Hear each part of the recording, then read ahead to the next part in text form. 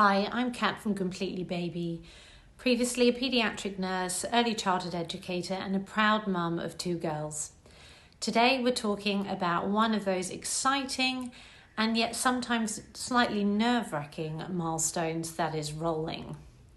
Rolling is often the first big sign that your baby is starting to move more independently. It usually happens between 4 and 6 months, but every baby is different. Some might surprise you a little earlier and others will take their time.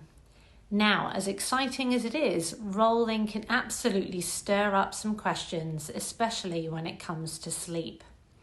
One of the most common questions that I get is, what do I do if my baby rolls onto their stomach while sleeping? So here's what to do.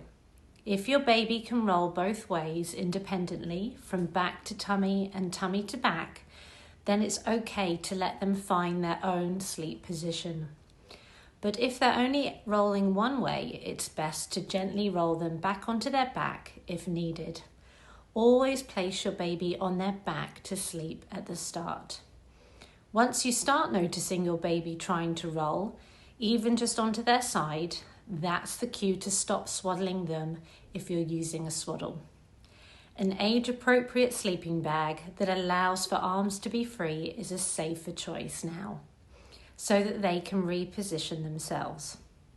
It's also a good time to check their sleep environment. Ensure they are in a safe cot, keep it clear, no soft bedding, no toys or pillows, just a firm, flat mattress. That gives them space to move. You might notice your baby's sleep gets a little bit unsettled during this time, and that's really common. They're practicing a brand new skill and might wake themselves up mid-roll or get a bit stuck. During the day, offer them tummy time and lots of opportunity to try to master this skill.